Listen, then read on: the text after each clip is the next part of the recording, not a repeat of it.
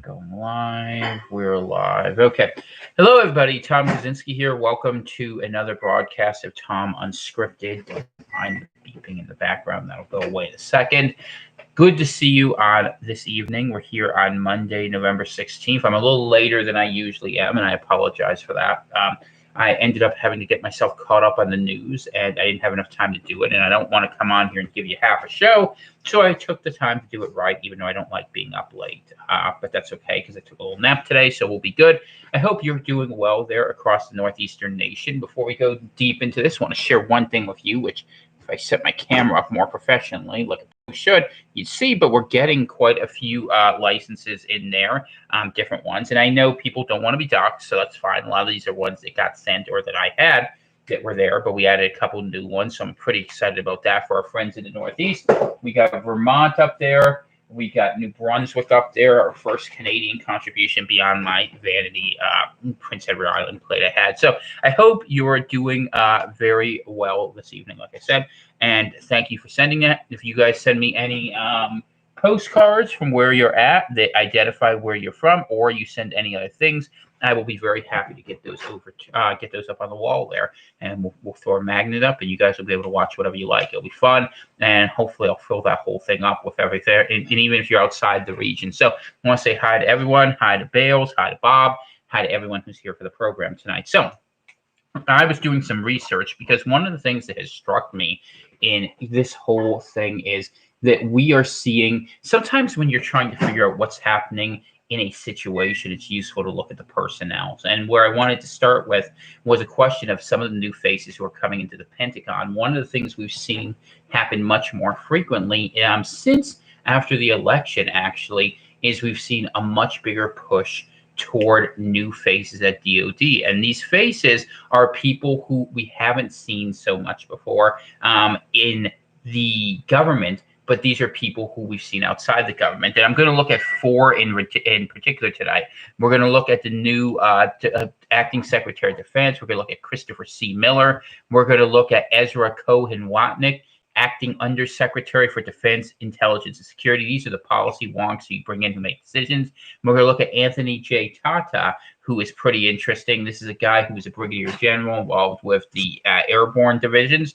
And he wrote a little book you might be interested in seeing called Dark Winter. If some of you have recognized that name, good for you. That was one of those Event 201 type activities. But this guy's been calling this stuff out, and I actually got his book because I'm curious about what he has to say. Haven't had a chance to read it yet because it's the fifth book in a series, but it's about, well, I'll read the back of it to you real fast. Here, it says, by the time anyone realizes what's happening, it's too late. A dark network of hackers has infiltrated the computers of the U.S. military, unleashing chaos across the globe. Just read a little bit of that. So what's one of the interesting things is we have seen strange things happening around the globe. If you've been following the vote fraud scandal, you may have heard about something called Dominion, and you may have heard about the fact that actually half the people who work for them are now hiding their LinkedIn profiles. Maybe they don't want to be harassed. Maybe something was happening. Maybe they believe Bill de Blasio's daughter, who was out there proclaiming that, oh, yeah, we stole the election. We don't care. Maybe it's curious that we see U.S. military forces going in and taking over. And we hear a lot of rumors going on tonight about things that will happen, about big lawsuits about to break. And I'm not sure what's going to be the actual outcome of all this, but we definitely, give me 1 second. I can't get it. My wife gave me something to open here. Yeah. I would love to. You're gonna bash it? Yeah. So Dana, say hi. We have our comic relief from my honey. Hey guys. I got it. There you go. Points for masculinity, right? I'm excited to try. I have the hands of a writer, and it shows. Turmeric infused. I've been working out there in the field though a little bit. So it's turmeric infused orange blossom honey. Exactly. That is awesome. So I'm glad you're going to enjoy that. That'll be a good time. So we'll see. Dana's not going to be around too much tonight. She's not feeling too well, but she might pipe in a word here or there if I say something particularly wrong. So we'll see how that goes. All right. So let's continue with the show. So what I was saying was we see these things happening with these server farms in Germany, and we're going to talk about what these people have in common and what the link is. And good to see you, by the way, Andrew. Hope all is well up there. And thank you for some of the good questions you sent, brother. I appreciate that. So what I have observed is that Trump seems to be bringing in new loyalists who have a different way of looking at things. And he brought in Douglas McGregor, too, who some of you will recognize from Fox News. I was actually reading a story in the Times of Israel that said, and this is from Israeli news here, new Pentagon advisor said Pompeo senior officials made rich by Israeli lobby. And I think it's interesting that like a day after Netanyahu tried to recognize Biden's victory and acknowledge him, Trump has gone to some people who are some pretty hardcore nationalists and have some questions about the Zionist lobby. So we'll have to keep an eye on what that means. But what it does seem to mean in the aggregate is something seems to be happening. And I think the person who isn't mentioned in this, who's at the heart of this, is General Michael T. Flynn. Now, Michael T. Flynn is the person for whom Sidney Powell, who you may have heard on Lou Dobbs and other shows, she was on Maria Bartiromo, was talking about releasing the Kraken. And while we don't know exactly what that means, it seems like there is a bevy of different lawsuits out there. Now, if you were to believe internet rumor speak, you would believe that it was related to something called Palantir, which was a DoD military intelligence program that worked between law enforcement on the federal side and on the military side.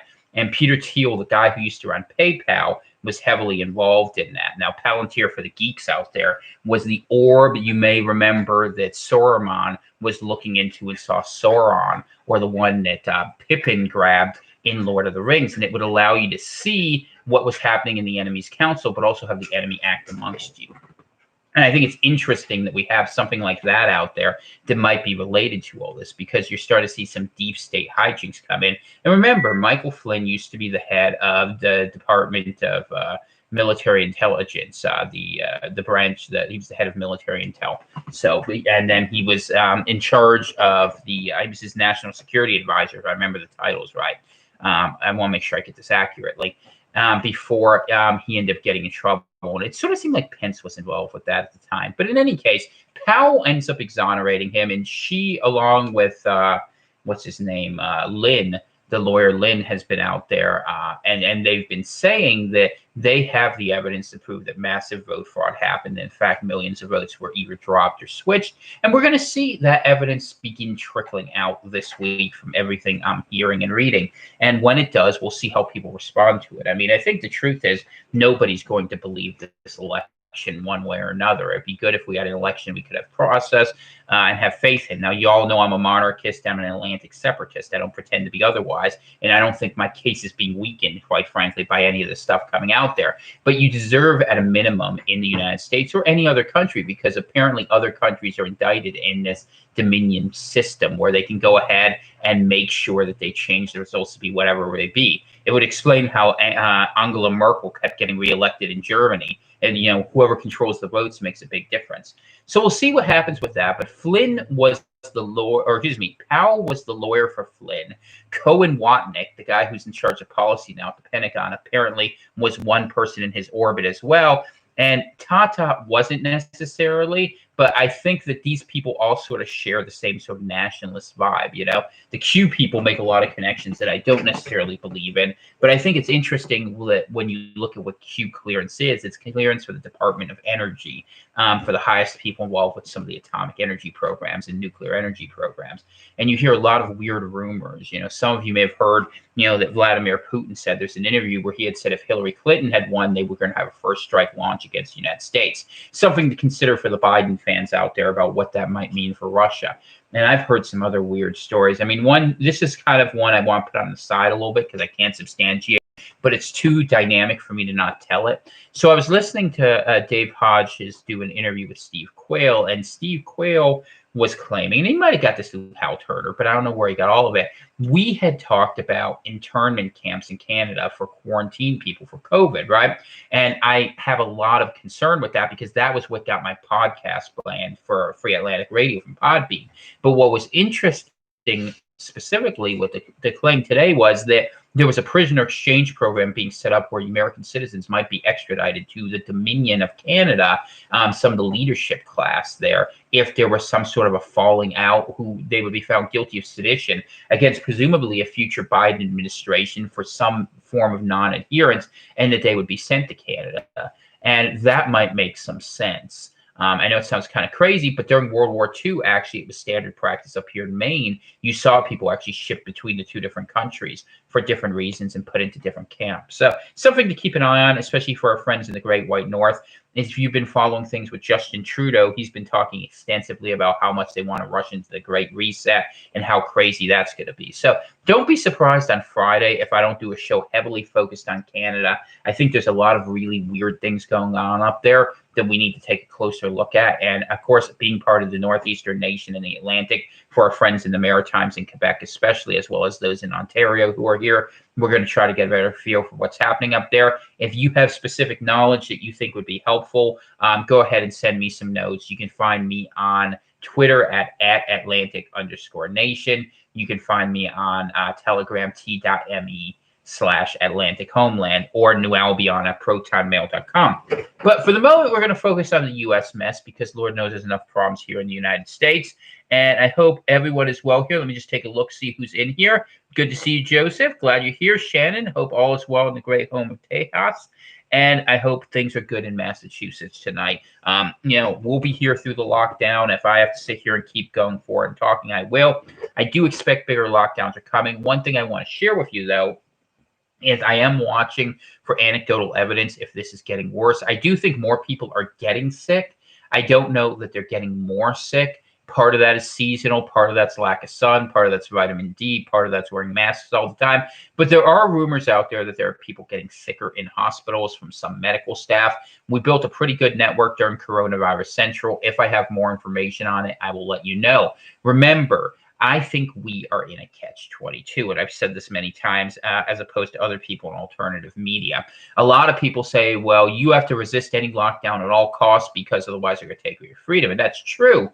But the corollary to that is if you do that, the people who would go ahead and be willing to steal your freedom be more than happy to put more sickness out there to go ahead and paint the people who are trying to stand up for liberty as the villains in this scenario. So I think those are things we're going to have to keep a close eye on. And all I can tell you is we are being maneuvered into a corner, and it's not a pleasant one. But hopefully there will be a breakout. And perhaps as we see this thing shake out with the election, maybe if we see a movement towards sovereignty, something positive may come out of it.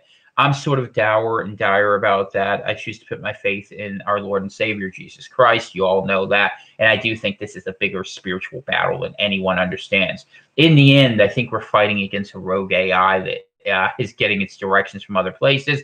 And I'm aware sometimes that sounds crazy. And believe me, the tinfoil hat episode will eventually come while I put the pieces together. You don't necessarily have to agree, but just because you don't understand a thing doesn't mean it isn't real. And there's a lot of things where our own sense of normalcy bias is very much used against us. And we want to focus on the little things in front of us. But what I've learned from years of being an activist, a political leader, a philosopher, all the things that I've done, and hopefully now, some extent, someone giving testimony for the Lord, is that you end up seeing things that start very small, play a big role down the line, because an idea becomes a pebble that rolls. It's a seed that grows into a tree. The Bible talks about a mustard seed growing into the hugest of all things. And this is much the same way. So I want you to be aware of that. But I want to go into these people a little bit more detail. And so I'm just going to take a look. These are from their military bios, and these are from defense.gov. That's the official website of the U.S. Department of Defense. We'll put the first one here in the links here. And if you guys have questions, I'm going to use the first half of the show to kind of just put out what I've been researching, offer some more thoughts like I've been doing here. We'll use the second half of the show about 25, 30 minutes in. If you have questions, we'll go forward. And if not, I'll get a shorter night's sleep. So that's not such a bad deal either way. But either way, I'm keeping an eye on things. And I really do feel like we're just waiting for the other shoe to drop. I did read that there was a big, I should say this before I go into the names, that there was a big meeting supposedly that multiple sources were reporting where Trump called in his whole legal team and a lot of leaders of the different intelligence agencies. Interestingly, Gina Haspel, who was the head of the CIA, was explicitly excluded from what I hear. And the reason why is apparently a lot of people who would be considered Trump's political enemies and hardcore deep staters are on the board of Dominion, and Haspel didn't inform them. So you kind of wonder what game she's playing. This is the woman who liked to go waterboard people for fun. So this is not exactly a nice person. You want to talk about the illegal detainees at Gitmo. Once upon a time when we believed on rules of war and human decency, but we are the United States of America. We don't do rules-based leadership. We do whatever the hell we want. That's why you are here with me in the Northeastern nation as we consider how we might build an Atlantic kingdom. And I want to thank everyone who's been giving me excellent feedback. Encourage you to join us over on Telegram, especially because realistically, you don't know when you're going to get banned from social media. And as we've seen all the people here, I mean, I'm here on YouTube being deep underground hiding in here, but realistically, that's not going to last that much longer just because it won't be permitted. All right, a little bit of water to wet the whistle, and we'll continue forward with the show. So thank you for coming here. I appreciate that. And yeah, no, the original OG from the Corona podcast. You know, people don't realize it. I was out there. I had written a book about coronavirus that was out before the end of January, and a couple of you are fortunate enough to have copies of that because I knew there was a problem there. I can usually see when the things don't add up, and sometimes you read it wrong, and that's okay. But the thing is, the thing you see coming isn't the thing that's going to get you. It's better to be safe and in front of the issue than miss it. So we'll do the best we can. And I gotta say, I'm loving these glasses. You got a kick out of these. I have a grow tent up here, and for these just are designed to keep everything out. It makes it so much easier for me to do this program. So, but I'm still here, same person I am. You know, you can check my eyes; they're still blue. I haven't turned into one of those black-eyed demons yet. You know, that we've seen all over the place. I'm just doing this because it's just easier for me. All right, so let's talk about this. These are the new people who were brought in. And I'm not going to read everything with this, but I'm just going to read broad descriptions of some people who are taking over. Because Mark Esper, deep state extraordinaire, gone. Now we have Christopher C. Miller as the acting Secretary of Defense, appointed November 9th, 2020. Now, this is the guy who Trump brought in to run the DOD. Earlier this year, and this is from the Department of Defense website, defense.gov, Miller performed the duties of Assistant Secretary of Defense for Special Operations Low-Intensity Conflict. He also previously served as the Deputy Assistant Secretary of Defense for Special Operations and Combating Terrorism. Mr. Miller was responsible for overseeing the employment of Special Operations Forces in counterterrorism, military information support operations, information operations, unconventional warfare, irregular warfare, direct action, special reconnaissance, foreign internal defense, counter-proliferation, sensitive special operations, and personnel recovery and hostage issues as specified by the Secretary of Defense. Now, this guy has a background from military police. He went into special forces. He was in the 5th Special Forces Group Airborne, served in Afghanistan and Iraq 2001, 2003. And so we basically have a guy who's used to dealing with spook games now running the DOD. And I think it's no accident that if you were Donald Trump and you're saying you're out there and you're not going to concede and you're seeing people pushed aside, whether they should be or shouldn't be, let's just talk about the reality. People who were considered to be, let's say their loyalties were more to Washington institutionally than perhaps to, different ways. And I can't say what Mr. Miller believes. He hasn't said anything, but I will say this. This is a guy who's used to fighting irregular warfare, guerrilla warfare, asymmetrical warfare, and now he's in charge of the DOD. At the same time, they're basically seeing a lot of loyalists come into position. Now, if you were going to run across the Rubicon, you wouldn't leave Pompey as your subordinate general. What we are seeing is evidence in the Pentagon that they are preparing for something. Now, could it be the possibility of external actors intervening with us? Absolutely. We've seen Antifa, BLM. Some of you followed the Million MAGA March. Doesn't look like they got a million people, but they got a few 100,000. And they got fights in the streets between our loving, wonderful Antifa, BLM type people and the horrible patriots that's supported by the media. Has done very effectively is propagandize people of their own use. What I do think is important is that you see people coming into the military now that would have a different view of things. And remember, the military's role is to support the Constitution, and there's a lot of things that could potentially invalidate an election. Things can get weird here, especially if the Supreme Court is compromised. We've seen John Roberts, to be blunt, rule a lot of times in ways that don't make sense. And we all know this election is heading toward the courts. I read an interesting suggestion on one forum where they were suggesting it's heading towards a military tribunal because things were being done with foreign espionage outside this country, and they may try to have a different jurisdiction. Something weird to keep an eye on as evidence continues to come out about this election fraud that appears to be far larger than anyone was aware of. And I know that we're a little ahead of the game, but it's been interesting. You've seen different sites sort of uncertify Biden as the president-elect. And remember, Al Gore was president before he wasn't. So let's see what happens. I'm not going to say everything, but we'll see. So some of the people coming in. So here's another one. Ezra Cohen-Watnick. He's been one he's a 34-year-old guy. Apparently, he's been watching a lot of this stuff really deep, sort of the same sort of circle, this Flynn Powell circle. He was the acting assistant secretary for defense for special operations and low-intensity conflict. What's low-intensity conflict mean? It means the sort of Antifa crap you see in the streets in Portland, okay?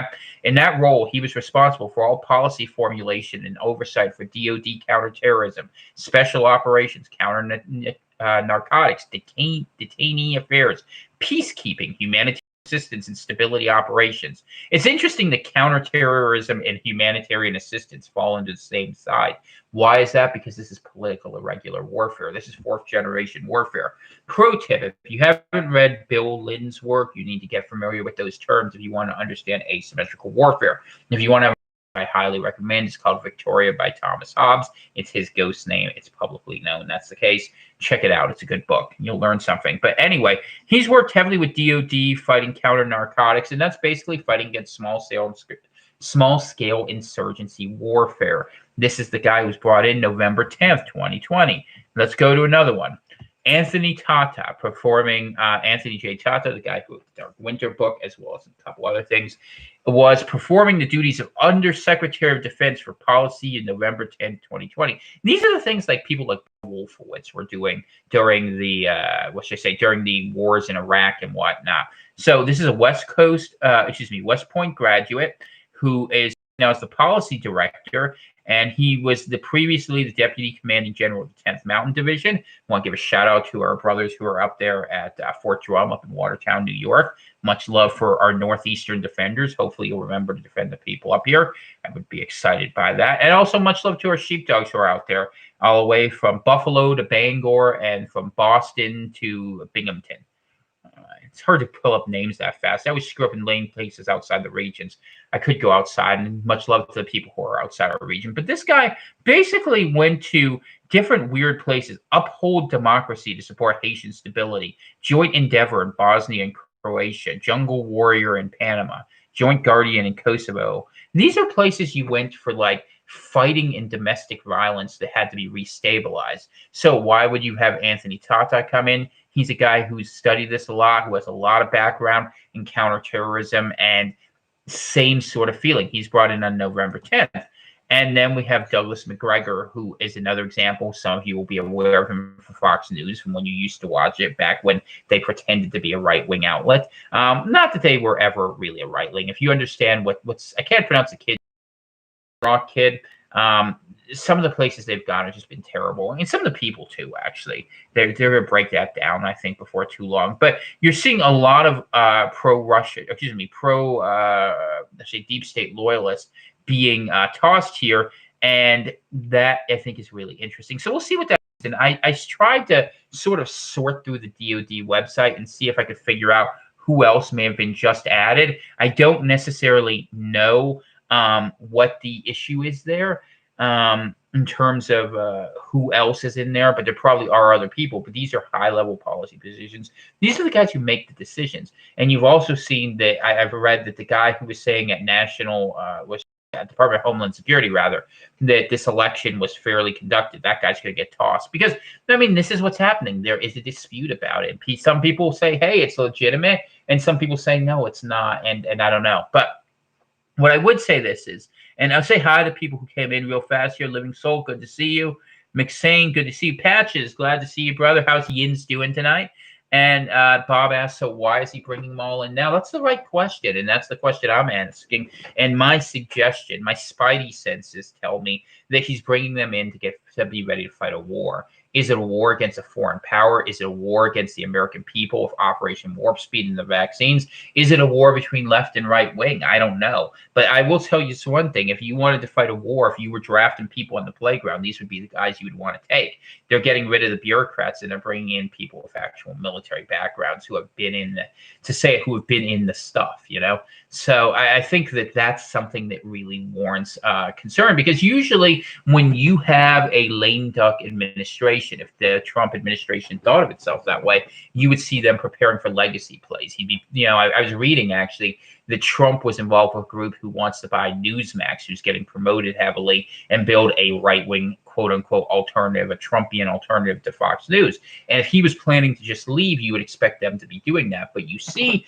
things happening where DOD is cleaning house of people who've been there for a long time, kind of as deep state type people, and they're not the only agency. I've been reading about similar things over at the CIA and other agencies starting to happen, and that's not something you usually see at this point in the game. Yeah, you see last minute pardons and you see poison pills being set up to go ahead and stunt another administration, but they're going for it, as Mike Pompeo, I think, honestly said, under the presumption that they're going to still be in power. And maybe that's true and maybe it isn't. It probably, my guess is, in a fair world, that probably would be true. But they're doing it in expectation of something. And I don't know what it is, but I do know there's a lot of moving pieces. And I think a couple of them are worth keeping in mind. One of them, like I said, is the obvious left-right civil war. Another one is the military being ready to go ahead and put out these vaccination schedules. The third one is these mass lockdowns. What's happening during these lockdowns? You know, I took a drive today. I had an opportunity to go up to my old stomping grounds in Jackman. And one of the things I saw was there was a lot of infrastructure being put in a place you wouldn't usually expect. I see new power lines being put in to service a town of 800 people that were really heavily put. Is it just coincidence? Maybe, but the state of Maine's never given a damn about Jackman before. I don't think it's changed now, and it certainly wouldn't change under Janet Mills. Could it be because they wanted to put in that big power line project from Quebec? Maybe, but it's weird when you see things being developed in areas you don't necessarily expect. And of course, it's highly circumstantial. And I'm not saying it means anything big, but I am saying it's something to notice. It's a data point that might mean something, or it might not mean something, and we'll have to see. But what I do think we're seeing is strange truth movements. You know, one of the big things that Christopher Miller put out, our new Secretary of Defense, is they're bringing all the troops home wherever they can out of every active war zone. Why do you do that? A, you don't believe in the wars you're in. But B, maybe you just want to keep a promise, or C, you want them in the home front. I've been reading about artillery being sent up to Alaska. I mean, who knows? America may be in risk of a Red Dawn invasion from people within, especially when you look at some of the weird stuff that Trudeau's been pushing up there in Canada, and the idea of what the UN might do. Because they can't do it if America's united, but America's not united. You have a lot of governors going into massive lockdowns, and you know what happens in a lockdown? The citizens stay home, and we don't know what's happening. You putting up a bunch of towers, what is being done while we're not watching? And that's what I would say is, even if you don't want to interact with other people during the lockdown, that's fine. You got to keep an eye on what's happening when you're not out there. And we're going to need people to watch things. But in cities, I know that's not going to happen because the law enforcement has been turned against us. And I would say we've reached the point where our constitutional rights are being unduly infringed upon. If there is not a worse COVID outbreak, I'm saying it right here, we can't just passively go along with another lockdown, not even because it would destroy the economy, although it will, and that's just a perk of this. So Klaus can go forth with his plan to, you will own nothing and you will be happy. I mean, it's great that we end up with Bond villains eventually. I knew we'd eventually get to all the sci-fi movies that are out there. But, you know, he can go Blofeld something else. We're going to figure out a different way to get their gold fingers off the button, and we're going to keep an eye on this, but we're going to have to be smart about it, and that's one of the challenges, because there's a lot of different angles, and the problem is none of us are smart enough to deal with it. One of the things that this is characteristic, though, for people who understand fourth-generation warfare and things are going forward, is AI resonance thinking. One of the things that AI loves to do is it loves to give you too many variables to figure out solutions, because that's how these systems are able to succeed. You, as a human being, you, I, all of us, we can't process when threats come from 5 or 6 different areas, because we're so busy saying, well, I have to fight the leftists, so I have to think this way, and I can't look at the virus. But the problem is, it's like you're playing Contra from 1987, and you're getting attacked by those little stupid red balls, and they're coming from every direction and every angle, and it takes a million tries to beat it. That's literally what we're dealing with. We're dealing with the Death Star of Silicon intelligence that is being employed in service of an evil agenda. And what is that? That's the subjugation of humanity. And it's coming bit by bit because the people in charge have offered their service to it. Don't believe me? Watch a Poppy or Grimes video. Watch what our kids are actually being indoctrinated with. And the problem is we can't, well, yeah, it's catchy as hell. Of course it is. It's like listening to the Mario Brothers theme, you know, it was for kids of the 80s. It's actually amazing, incredible music. It's incredibly talented, but that isn't necessarily good. You know, the Prince of the Air was also good at music. It's worth saying that Satan was the conductor up in heaven. At least some people believe that. So it's something we'll really have to keep an eye on. And there's different angles we could take. Sometimes when I do my morning shows, you all get to hear about some of these sort of questions. But I can't tell you the answers to all this. I can tell you what I'm looking at. I can tell you what I'm concerned about. And I can tell you whatever's going to happen is going to happen pretty soon. And I do think that they're going to do their very best to make Thanksgiving miserable and cancel it. So I would expect to see something happen between now and then. We are seeing massive lockdowns. Even up here in Maine, I'm hearing about huge numbers of increased cases. I don't really see it on the ground, but I hear people talking about it. Fear is spreading and people are shutting down. Even in Greenville, that's the case, you know, that the local pizza shop shut down for a day because someone got sick and someone else might have got sick and no one knows. And we don't want anyone to get sick. I don't mind prudent measures being taken privately. Please understand what I'm saying. And I know enough people who've had this, got long-term autoimmune effects. I think that's important and we need to be aware of it.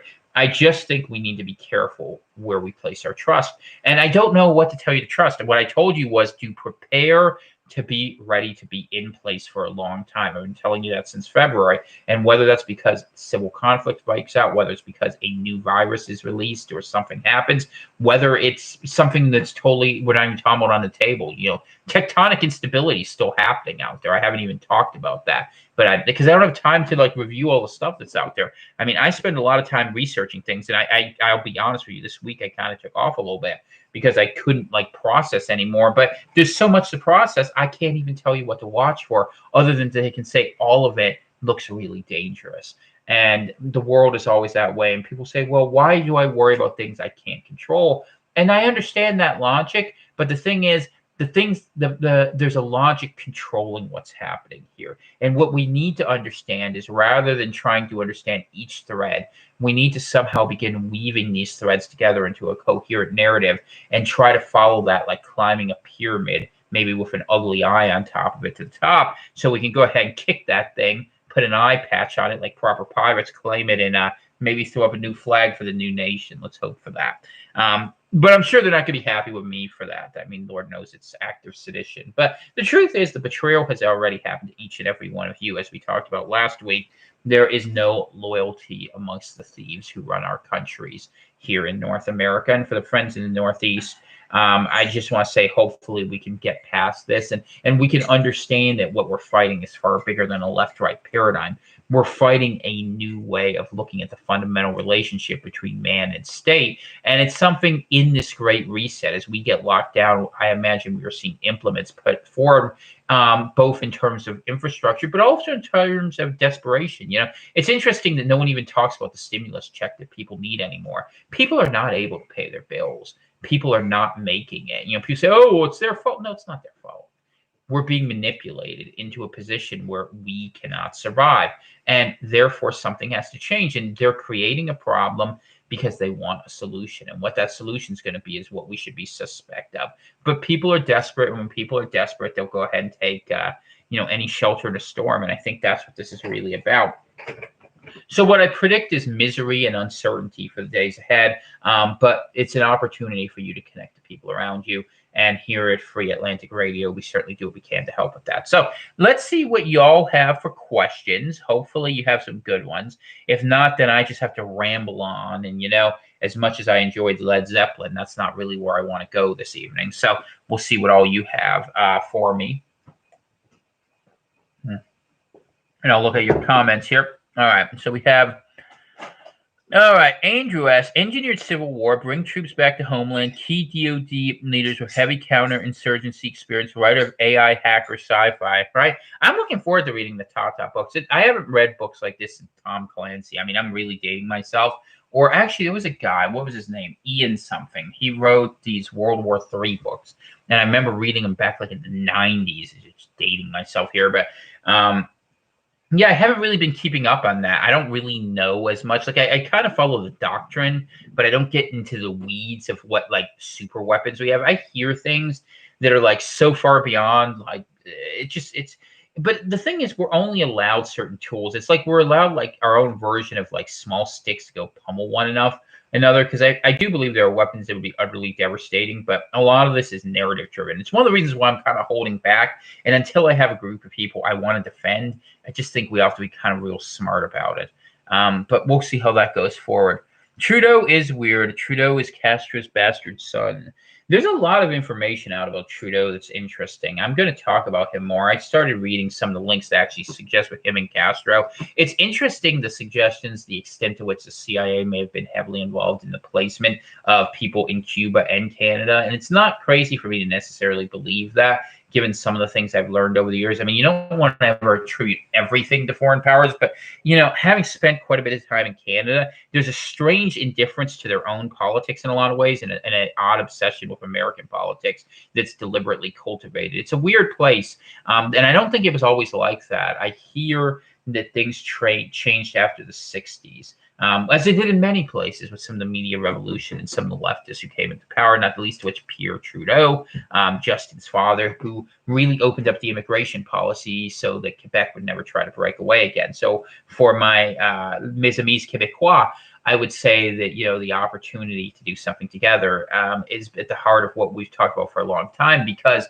you are not big enough to go ahead and go on your own, be left, or to survive that way. I mean, you could leave, but you'll eventually get reabsorbed. Whereas if you have some friends down here who would go ahead and speak a little French with you from time to time, up here in the Maritimes and the other parts of the Northeast, Les Acadiens, maybe we can do something together, because I'm more confident to places north of the Merrimack River than other ones, because they're still caught up in the world system. And I mean, it's just the way it is. I spent time down there before, and I wish that was different. But, you know, it's almost like you can draw a line along the Appalachian Mountains. And if you're the east of the Appalachian Mountains, you're just kind of like, I want to be a part of the way things are. And the problem is reality has to happen in the field. Which is exhausting for all of us, not the least of which me. I've had the misfortune of being out there, but we're going to need some friends, and hopefully we can help one another. So if you're in a good place, maybe you can do that. Because if you're in a place where you can't trust anyone, you can't really do much. You can talk and you can yell, but you can't make a difference, because you're just not going to be permitted to. Because the problem is, just like anything, humanity sort of falls to its least common denominator. So if you have a lot of people together, as good as they may be, you're going to be kind of subject to the lowest people at the bottom. So, you know, pray for them, help them, convert them. You can win the spiritual battle. That's important. That's more important than anything, really. And for my Christian friends doing work in cities, I appreciate that. But if you're planning on surviving this, the cities are going to be a hard place to roll. And I'm not saying anything that will surprise anyone here. You all know how I feel about that. All right, Louisiana has a left-wing governor. That is true. I think that's one of the challenges that's out there. Hopefully things are going okay down there. Have the hurricanes finally stopped? I know there was a big storm down in Central America. I mean, we should be near the end of the season, but I think we had more storms this year than any year for like. We broke every record, Dana tells me. So, I mean, yeah, it was absolutely crazy. So, well, I hope you do survive, Astor. I know that you've been down there a long time, and you know, hopefully you find a way to get your way out of there one way or another. You know what? Sometimes desperation does some impressive things. All right, let's see. When we become demoralized, they automatically win. Yeah, I mean, the thing about it is, ultimately, you can't control outcomes, right? All we can do is choose to how we're going to respond to what's in front of us. And I'm not happy about it. None of us are happy about it. I'm not okay with it. I'm not just going to go forward and say, okay, well, you stole my election and you're going to put a horrible communist in there and you're just going to steal my rights. I'm not going to just passively accept that.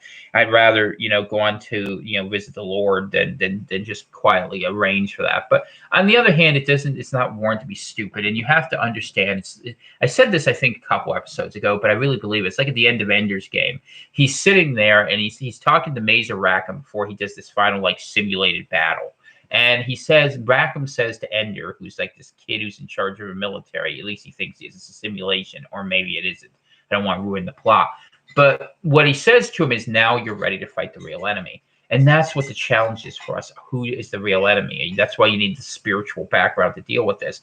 It helps to be a Christian to identify who the real enemy is, because there's a lot of people who are deluded, including ourselves. I've been deluded so many times this year, man. I'm not going to arrogantly suggest I get it all right. I work harder than a lot of other people at not getting it wrong, and people know that, and they take advantage of it.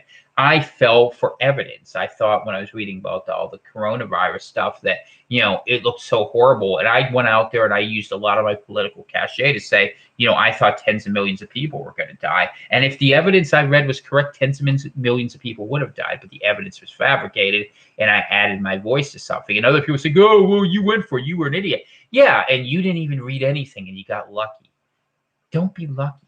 I mean, it's better to be lucky than good, but it's better to be good and not have to risk being lucky too. Because there's going to be times where you think your luck's going to work for you and it's not going to, and something's going to go bad. And that's the thing. Being prepared is all about that. It's a mindset. It's survival. That's all it is. And if you can't survive, you can't change the world. You can't change yourself. You can't make things better. If you just count on things to work the way they did because they always did, then you are going to be taken into a system that's just going to be very bad. And look, they're going to bribe you. I mean, that's the way it always works, right? It's the old Faustian tale. You guys have read your Goethe, haven't you? If you haven't, shame on you. What are you doing with your Western canon?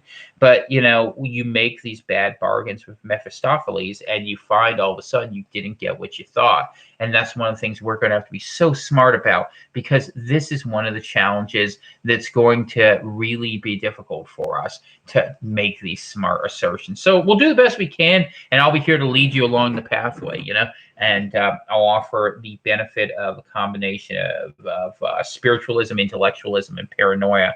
Take a sip from that, and we'll see what we all learn here on Free Atlantic Radio. All right, so let's see what else we got from you guys. Hurricane Iota, man. We're running out of names. What happens when they run out of the Greek names? What alphabet do we go to next, Are we going to have Hebrew-named hurricanes, I don't know, man. You like that? All right. The next black swan may be harp generated by game makers. I know. Doesn't it feel like game makers? Where's Seneca Crane to go eat his berries? Something different anyways. Pandemic's been done. We're all jaded about this now. A lot of people think the next thing is going to be a false flag. We haven't had one in a while, so I think people are primed for it. You hear rumors about suitcase nukes all the time. Dude, what? you can't just say that now. Why not? You're gonna get flagged. I don't care if I get flagged. They should flag me. You can't. If you get your show taken down. If I get my show taken down, we're on a new platform. I'm just gonna say what's true. I'm gonna say it. I'm not gonna start self-censoring. I can't do that. I don't want to do that.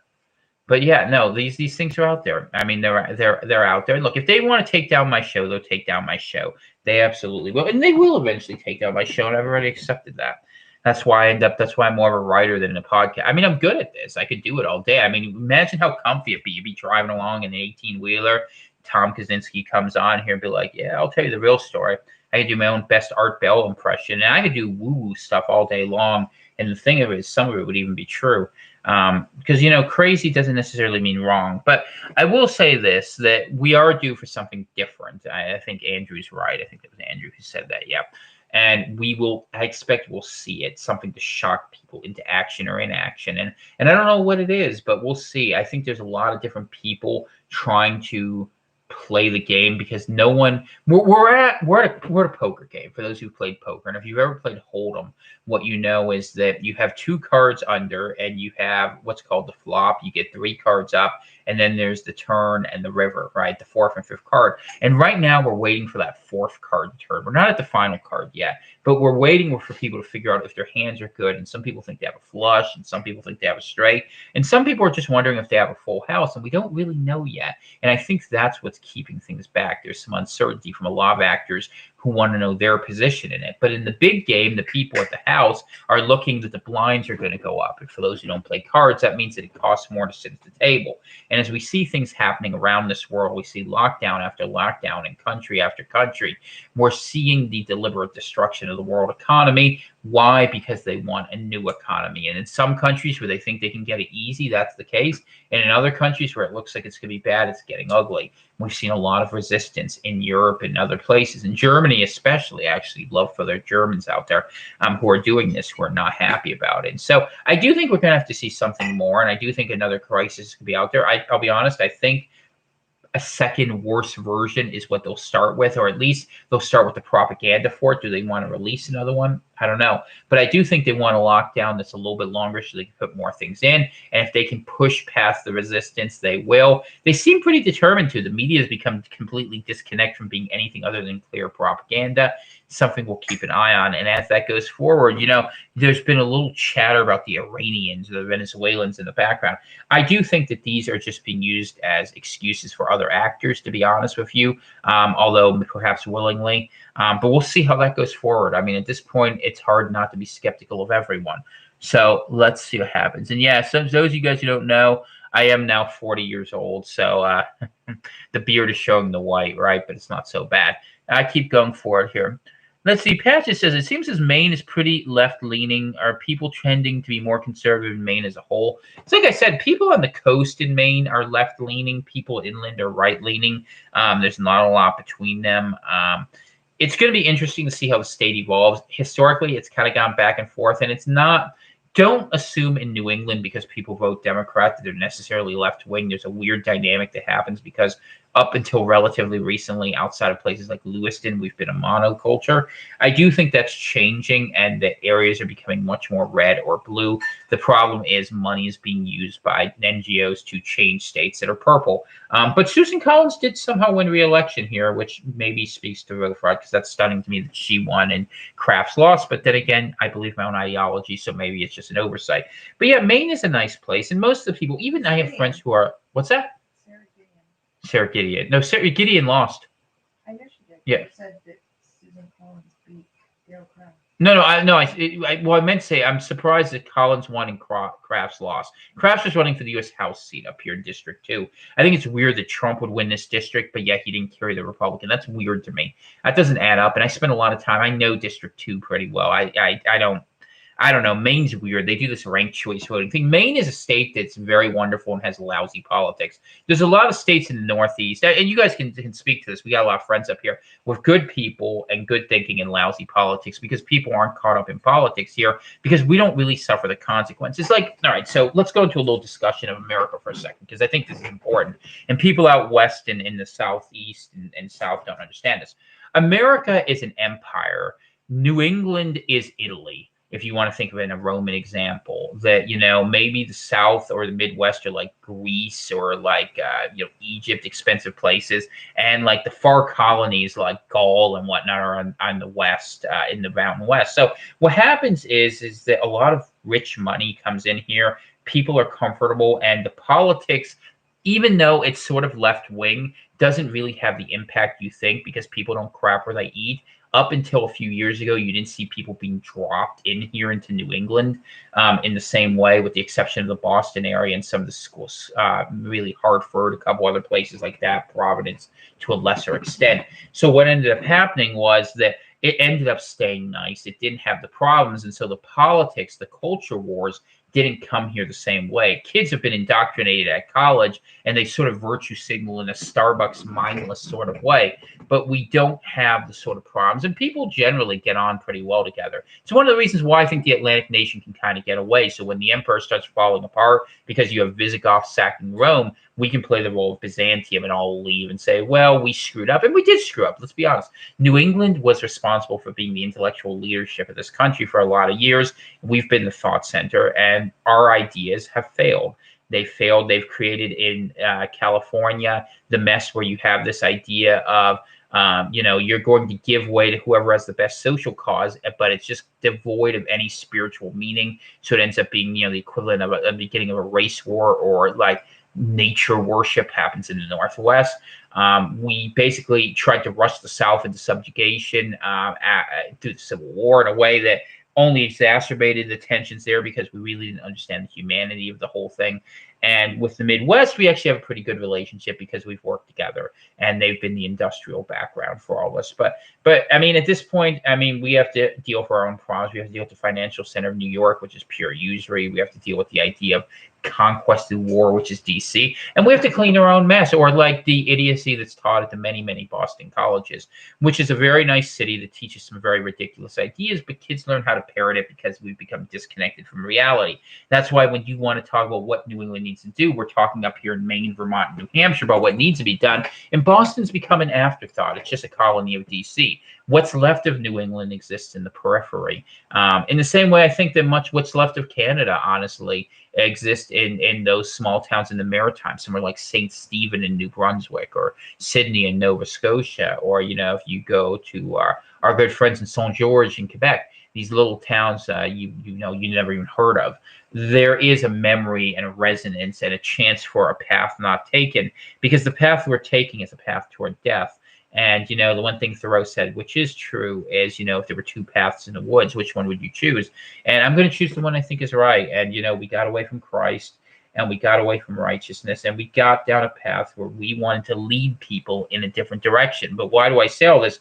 Because the religion of New England, not the religion, I should say, the cultural background of New England is all about order when it comes down to it. The idea that man can be perfected by social order. The Puritans beat it into us so badly that has stuck with us through many years, and we just have bad order. We actually have a very nice place to live because we have good habits, but we have the habits of a good person without the beliefs of them. And you can't have renewal without belief, and that's why the intellectual part of it, New England is the brain of the United States. It's right now working with the speed of a potato. So if you'd like fries with that, we can go forward, and that's why Burger Nation goes the way it does. But we did go ahead and create areas that were devoid. We made golems in our own image, which is why I think New England is actually responsible for the West Coast and a lot of its problems. Actually, Kevin McDonald agrees with me, too. If those of you who know him, I've had a conversation or two with him about this, because it's an area of shared interest. But anyway, that's sort of deep, but I wanted to go into that because people don't understand New England. New Englanders are crusty and difficult and arrogant, but they're really good people if they choose to be. And that's the problem. A lot of us are forgetting to choose, and we think it's all about politics, but it's not. It's about culture. It's about deeper beliefs. And that's why I always say this is a spiritual awakening. I'm not looking for a physical, violent revolution. I'm looking for us to say, throw them all the hell out. And that's what it means. And, you know, wherever those lines exist, if it's as small as Maine, if it's as big as the whole Atlantic, I mean, I'm a realist. I know that we have better luck in small, low population density states because people there remember how it is to be close to the land. They remember that there are things beyond what's being pushed out there. So I think it's important to understand, because people look at things as just a sequence of big political events from the center, and that's not the way it should be. I moved my foot and I kicked my camera because I'm trying to put it on top of something. I have a footrest underneath this. Dana's just laughing her head off. I caught it though, didn't I? I'm just moving it now. That's moving it. Well, there's your comic relief. So we just had an earthquake of 0.1, you know, 0.0 here from head and shoulders above the rest. So it just goes to show you, man, a little comic relief for all y'all. But I don't know, man. You know, I do tell you what I think about, though. I'll be honest with you. I think often about what we're going to do going forward. And I try to pull people together, and I do it. But, I mean, people are strangely detached from their own lives. I guess it's because we're comfortable. It really just goes to show you, and this is the reality. This is the no BS answer to what's going to happen. As long as people have enough comfort, and as long as the system offers them comfort to stand on their side, most people are going to choose that path, even to their own death. People, you know, the thing about the theory of evolution, right? I mean, I'm not big on that, but the theory of evolution says that creatures will become more accustomed to their environments. If you allow people to become mental slugs, they're going to choose that path, and we've made it very easy. It's the triumph of Huxley over Orwell. In fact, I've always been surprised by this. One of the things that's really shocking to me about the way things have gone is that I thought we were going to have a situation where what was going to happen was that people would just be, you know, drugged and comfortably allowed to slide into their own dissolution. And I still believe that would have happened. But I guess people got impatient, or maybe there's a malign evil behind this, which I think honestly is something that's not understood. People ask, why does the system rush so hard to go ahead and change it? Like, for instance, why did they push so hard to put Biden in when demography would have allowed them to have total victory in 2024 anyway? And the answer is because evil's impatient. It's malign intent. It doesn't wait. And I'm not saying that it's just simple saying that Democrats are evil and Republicans are good. It's not that. But I'm saying that, like, you can get what you want. And what we see is with the BLM and Antifa people, they have no patience. And why? Because they are driven by a demoniacal spirit. And I know people don't believe that, but if you look at, you have these moments where people don't behave like people. You can almost see, if you get discernment, you can see the side of how people go forward. And that spirit is becoming so strong in our world today. And I don't know how to say it. It's scary. It's a time for people to stay apart and, read scripture and be prepared for that. And I sort of think that's the fight we can win. That's the fight we can manage. And I often say with the Atlantic Kingdom, we pray for deliverance for our region collectively and offer a recommitment and a reconsecration. But people don't think that way. They think man's in control. It's interesting to me that people think man is in control of the world, where I haven't ever met a man who's actually in control of himself. So it's just a funny thing to me. But hey, what do I know? I'm just a guy with a beard. All right. Let's see what else we got here. Rob and I had a birthday not too many days now. Good deal. Oh, you guys wrote a lot. Okay, let's see. Southern Maine is progressive. Let's see. People joke about the Cajun alphabet being used. That's funny. Yeah, because Cajuns, as you all know, are originally Acadians who came from Nova Scotia and New Brunswick. Let's see what else we got here. Did you hear of the retracted study that say masks work? Put out on major media. Most networks ran within 11/11, and the study was retracted. Yeah, masks can work if they're small enough to block things for like certain things. But we've reached the point where this is just absurdity. I don't know how else to put it here. Let's see. Howdy, Daniel. Good to see you.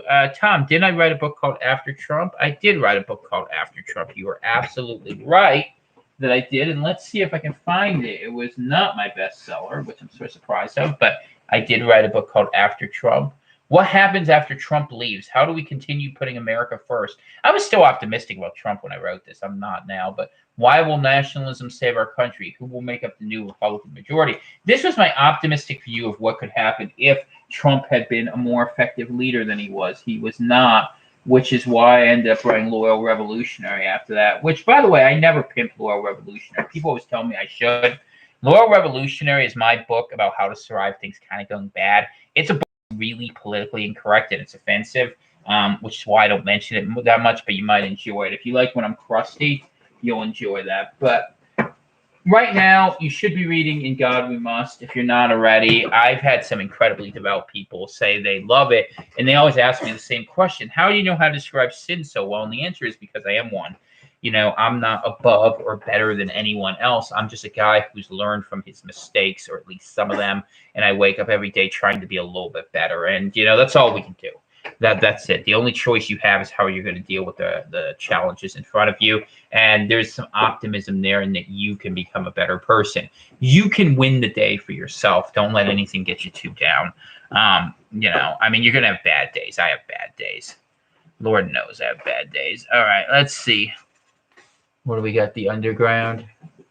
What's that there? New device puts music in your head, no headphones required. Oh, that's lovely. Oh, there's 5 asteroids heading our way today. Is there 5? Oh, there are 5 asteroids, so that's good. We should have a Doom watch. I could come in every morning. Your Doom warning. We're in Doom condition yellow. Did you see this? He's attacking this box. What, the turtle? Yeah.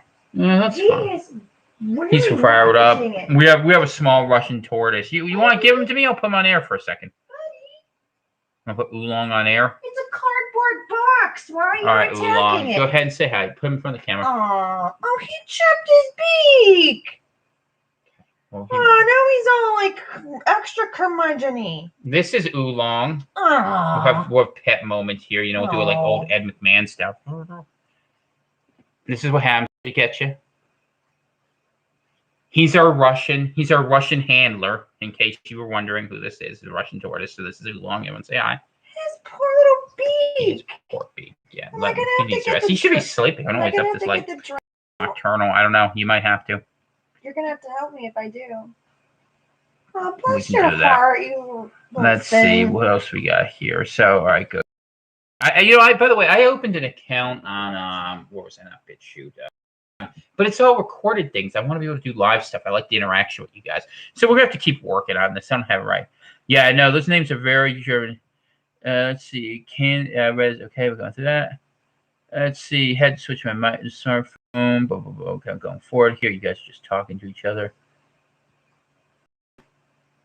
Holy crap, that was classic. For critique.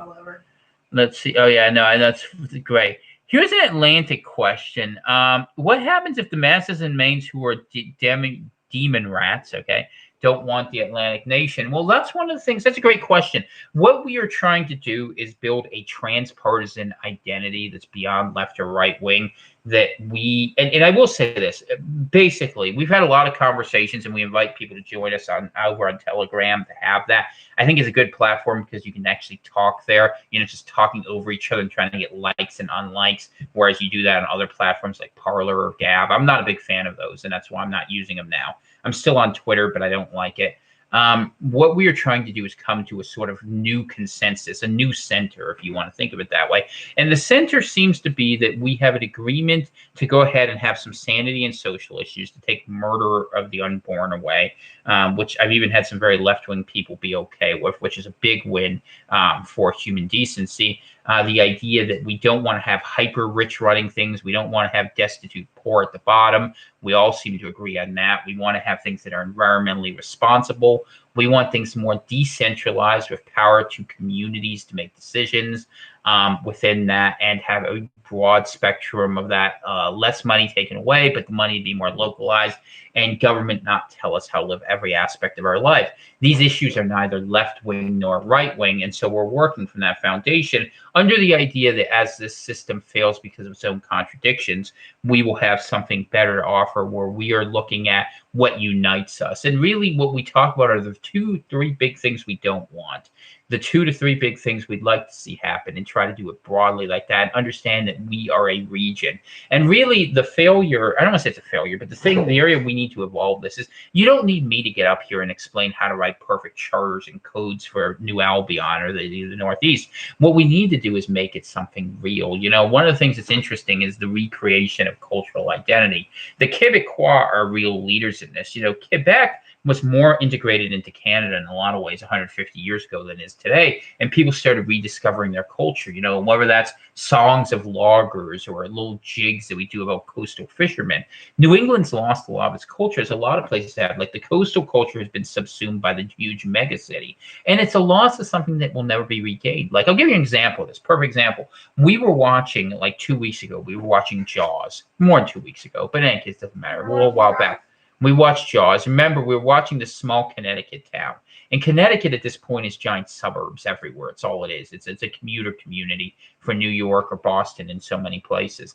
And what we found is, like, there used to be small towns, and there was a unique character and a distinctiveness. And it's about reclaiming that. And that's when you begin getting forward. And that's when you begin making this argument that we are not that. And I think as we see in this next decade, the battle be between technology and this idea of transhumanism, and the idea of having, nature and humanity, that there will be an opportunity for those conflicting nations where the values will shift from left, right to human, transhuman. And where people will go with that, I think for rural areas especially, that's where the fight will go. Now, will everyone ever agree to something? Of course not. No. And what we're trying to do is offer an alternative for when things fall apart. Now, how will this evolve in the fullness of time? That's a decision for the people of any given region to make. My job is to plant seeds and see if they grow. And one day that might mean something more, but right now that's where we're at, and people will take it where they will. But the thought we have, and the thought I have, I should say, is that the system is trying to make us do everything we don't want to do, and that we might be able to come together in one day and say, no, we're not doing this. You can go straight to hell. And that's where it's going to have to be, not because people in region are going to be doing it, although they'll have their flunkies, your Janet Mills types, or your Rick Scotts, or your Charlie Baker, or Andrew Cuomo, or any of the terrible politicians who are up here, Lamont down in Connecticut. Or the people up there, who are in Canada, even like the Fords in Ontario. What was that? Okay. Sorry. It's fine. So these are the things. It's a good question you ask, and the answer is we're going to have to work at it, and it's going to take time. But really, until our people believe we're something separate, we're not going to succeed. And Mainers were starting to think that way. My main for Mainers group is getting huge, and that's why they run hit pieces on me. That's why I'm one of the more dangerous people in this country, because I can go ahead and think of ways to unite people. Everyone's trying to think of ways to divide them. Even from the very beginning, the New Albion project was about uniting people. And did I talk about things honestly? Yeah, I talk about demography honestly. I talk about the fact that different groups of people want different things. And do I talk about spirituality honestly? Yeah, I don't think submission to a religion that thinks, having was it like a 7-year-old as a wife is a good idea, and then likes to rip parts off of women's anatomy. No, I think it's barbarism. And once upon a time, civilization was understood as that which expelled barbaroi, the foreign element. And you recognize what yourself. You are not that, and until you know who you are, you can't win. But we don't know who we are anymore. That's the American crisis, the Canadian crisis too. All they've ever said is that they're not America. But I mean, and that's the problem, is that was artificially created too. But we need to figure out who we are. It's time for us to grow up. And for those of us in the Northeast, we could do a lot of good things, and we're blessed in this one sense. Despite our failures, we still have a lot of assets. We have a lot of good people. We have a nice region, and we could choose to inherit a good life if we tried not to run the world. I don't expect that message to resonate in Cambridge and New Haven, or places like Ithaca. But I think for people who live in smaller towns, they might listen to that, and I think it might mean something to people. So we'll see. That's why I go out here and I say these things, and you guys will have to tell me if it makes sense. And if it does, by the way, share the ideas with someone. Let them know. It's not, if it's just me, I mean, I can come out here and entertain you, and that's fine. And go write some books. In fact, I'll tell you, I'm toying with writing a book to put some of the vision of what I see the future look like. It'll probably scare the hell out of you, but maybe you need to be scared. At least you'll be prepared for what's ahead, because you can sacrifice things that are very precious without realizing. And I realize, the biggest segment in fiction is writing like teen version. If you imagine me writing my version of the Hunger Games, I tell you what, you'd think President Snow was a benevolent dictator by the time I was done imagining what I could see. Much love to Donald Sutherland, right? Great acting, by the way. Went a long way from being Oddjob. Or Oddball. Oddjob was, of course, from Goldfinger, right? What else what's that?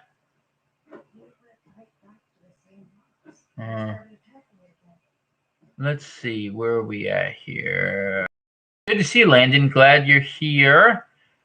Good evening. It's good to see you, Ross. Hopes all well. Yeah, I'm still on Facebook, but I don't really go on there very much because honestly, I hate it. I don't trust them not to spy on all of our messages, and I just don't do very much there. So that's pretty soon. I'll look like Blackbeard.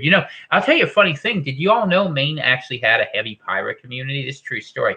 Eastport, Maine actually has a pirate festival every year, because what happened is when they were running things between Boston and Halifax, and it was harder to do this back in the day, there were a lot of pirates who stayed there. There's like old buildings on the coast you can find where they actually had pirates living in Maine, which was easy. It's like your little domestic pirates back in the day. But yeah, 1600s. Yeah, no, Laura Revolutionary is very good, so you would appreciate that. Have you ever heard of DLive? Yeah, I've heard of DLive. I just don't like their format. I mean, I like how it works for a user, but I haven't had a lot of luck with using it as a broadcaster. I did try once, actually, and I got confused as hell. And this was back when, we were doing some other things, but that was hard. Yeah, and Dana's a big fan of DLive. The problem is DLive gets like 1/100th the audience of YouTube. That's the other problem why I'm still here. So, and YouTube's a bad platform. It's a question is, do you want to stay in a beautiful building that's like 70 miles off the interstate? I mean, for my own life, yeah, but when you're trying to talk to people, it's not so effective. The Doomsday Speaker. Let's see. About 800,000 people voted in Maine. You think I can make abortions illegal? I think eventually, yeah. I think you make the case. Will people still do things that are illegal? Of course they will. But I mean, ultimately, laws are not about the fact that everyone's going to comply to them. A law is a statement of what you actually believe. And if you believe that human life is sacred or you don't. And if for those who actually believe it, I think it's something worth standing on. And people always make the argument, well, what about taking care? Look, I believe in helping families. And I think that there's a lot of problems upstream that people use as an excuse, broken families, all sorts of things. But yeah, I think you got to work in it. I think you got to push back. And I will make a prediction. and people don't believe me. I think when things start going bad, people will begin returning to morality. The reason why we live in a comfortable time that encourages degeneracy. As things get less comfortable and people begin holding one another to standards, all of a sudden you're going to see these things flip back around. This happens in history a lot. I think we're going to see it. People think they can just do whatever they want and there's no consequence. Once consequences start happening, people act differently. And I'll tell you how I know this. Once we got into COVID, where people were really scared about it the first time around in April, cultural Marxism died. These far left ideas died. And that's why they had to bring them back with a vengeance. They were dying because I know I had a whole bunch of left wing women listening to my program saying, oh, he's not such a bad guy. He can keep me safe. And this was the problem, that people only worry about real threats. They worry about these fake social threats, these like virtue signaling causes when there's not real dangers to themselves. When real danger comes, and it will, I guarantee you that, then people will change back. And you watch, it's cyclical. Even if we don't do it, nature will do it or God will intervene. Deus, you know? We do need to be beyond Democrats and Republicans. Let's see here. I have just entered a beard sunglasses combo while streaming in pre-Great Reset New England chat. Man, I tell you what, Eki, we could use you up here. Eki's our resident Californian fan, and I got to come on there and talk true Pacific hours. I feel bad for the Californians, actually. Just a lot of good people trapped in a bad place out there, and the people who are leaving are probably not the good ones. I hate to say that, but that's the reality. Or at least that was my experience in other places. I don't want to say they're all bad, but they are oblivious, and the people who make a lot of money often are the least aware of their impact on things. I mean, it's actually kind of funny. I'll say this. I think if you have a lot of money, and I don't want to say this as a key point, but people who have a lot of money are detached from living in the world because they live in a world that's like of fictions and of interactions, but it's not like the world on the ground reality. And that's why I think when things get funny, it's like, say if you're a subsistence farmer and things go to crap, you're going to be okay. But the people who've been ahead of the game, they've been really the ones who've been the biggest refugees in this whole COVID situation. The ones who've been buying house after house up here in Greenville, are the ones who really are sort of disconnected. And I think it's going to be interesting to see how the cosmopolitan world tries to connect, because they don't understand there's a way people live up here. And it's not that they're poor because they choose to be. It's they choose to live a certain way, and poverty becomes insubstantial to it for a lot of people. And it's one of those things that you just don't understand until you understand it, that, it's a different lifestyle choice. But close. Actually, people always write me things like they're saying, like, anarcho-primitive. I think there's a lot to be said for knowing how to live on your basic skills. I don't think that you have to give everything up, but I think you should be aware of what things are the foundations. So I think that's important. Sounds like a plan already. I try, man. I do what I can here. Let's see. For 2024. Yeah, I don't know. I have to look. Start festival around culture, like a Viking Renaissance festival. Well, we've talked about doing something up here that honors our English and French heritage. I mean, if I could, I would love to go out there and set it up. I could help someone, but if I set it up, see what they do is they make it impossible for me to fight culture too. And remember, they can't ask me when I was a town manager trying to set up festivals because they don't want people offering a counter narrative. One guy owns 7 newspapers, and he basically runs the state like a little fiefdom. And on the one hand, you can't build a positive counter alternative. That's what they do. And they make it impossible because they bully businesses. And businesses chase money. And so what do? Like Dana was reading me a story about one transgender person complaining to Target about a book that said something offensive. And they take it off from the stores everywhere. I mean, this is crazy. This is self-censorship. But this is what we have today. And all I can say is this level of stupidity will lead to a counter reaction that's even worse. So that's the only thing I could say here. No, that's not true. If you go back far enough, I know the festival's not that old, Gary, but there were pirates all along the seacoast. I know that I've seen some of the houses. I don't know how well organized they were. You'd have to go back to the 17th century. They weren't like, Blackbeard pirates, but they would do work in smuggling. So that did happen. I'll find the details on it. I'll bring it for the next episode because I've read some of this stuff. Okay. Rick Wiles did a good job. Yeah, a true news is definitely good here. Why didn't U.S. annex Canada? That's an interesting question. Why didn't we? We'll talk about that during the Canada episode. The War of 1812 was very weird. The short answer is New England didn't participate in the War of 1812. They really didn't. New England had become more mellow, and New England got along pretty good with the people of New Brunswick and Nova Scotia. What? What's wrong? Okay. Well, I'm just going to read the last questions and then we'll go back. Okay. We're pretty near the back. Our job was the most fun in paying 2007. What do I think should be done about violations of the Constitution, right of freedom of assembly, and are now restricting us to 10 people or freedom of religion? Well, the answer is, do you have civil disobedience? Right? I mean, rights are only as valuable as you're willing to go out there. You have to go out there if you don't believe in this and go in numbers. And when they resist you, try to arrest you, you resist. And if they still try to arrest you, maybe you have to fight back.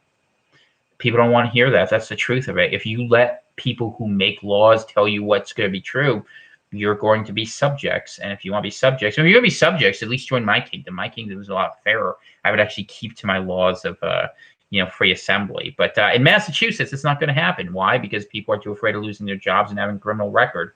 We are trained ponies. That's what we live in. And, even those of us in the country, to a large extent, it's kind of sad, but that's the truth of it. All right. Let's see. California's as bad as long as you stay away from the lefty areas. So as long as you're not in California, you're fine, right?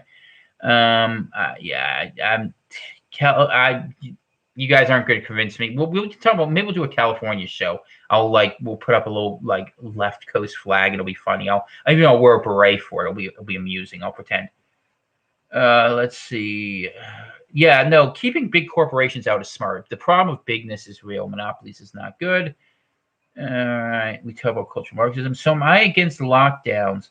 I am, at this point, I do not support lockdowns for COVID. And yes, I was for them several months ago when I thought it was something that was going to kill millions of people. But this isn't going to do that. I mean, I am not blanket for or against lockdowns. I'm for doing what makes sense in the moment that it's happening. If I thought something was going to kill 1 in every 10 people, yeah, I'd be for a lockdown. If I think it's going to kill 1 in every 100,000, no, I'm not for a lockdown. And those was the number 0.0032% or something. So that's that. Sounds like millions of people. Can I discuss the RNA vaccine? Lee, Chris, I would love to do that, but that would take way too long for this evening. I will just say this. The thing about the RNA vaccine you got to watch for is it changes. What it does is it allows you to re-encode what's happening in your body. It is active biocomputing, and you can look that up in Moderna. Look up Anthony Patch's work on it. He does a very good job. And there's, what's that doctor's name who does a very good job on it. So I'll just put that forward. Let me say a prayer here, and then we're going to call it an evening because I'm starting to fade a little bit. But I do want to thank everyone who's here. Get your last-minute questions in. Make them short where I can answer them in a sentence or less.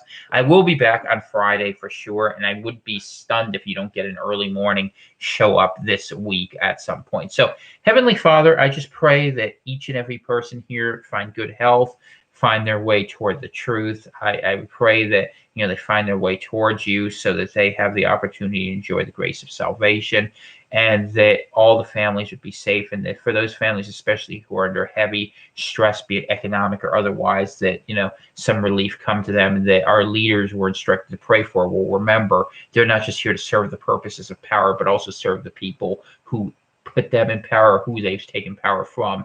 Even in the old days, aristocrats used to understand power came from the support of the people as well. And it's not just about elections, it's about being really aware of their concerns. So we know that you, as our Lord and Savior, are willing to die so that we may all live. And we ask that more people follow that example and not put themselves first. So in Jesus' name, I pray that.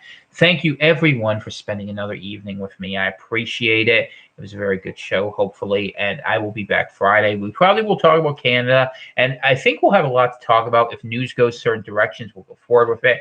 If you want to send some support to the program to, keep this going, you can always send to the Venmo at CBCPRV, throw up a super chat or whatever. It's helpful. Consider it a tip jar. You can throw a couple bucks in. I'll give you an hour worth of entertainment and some news. And information that might be useful to you. So God bless each and every one of you. Have a very good evening and have a good night.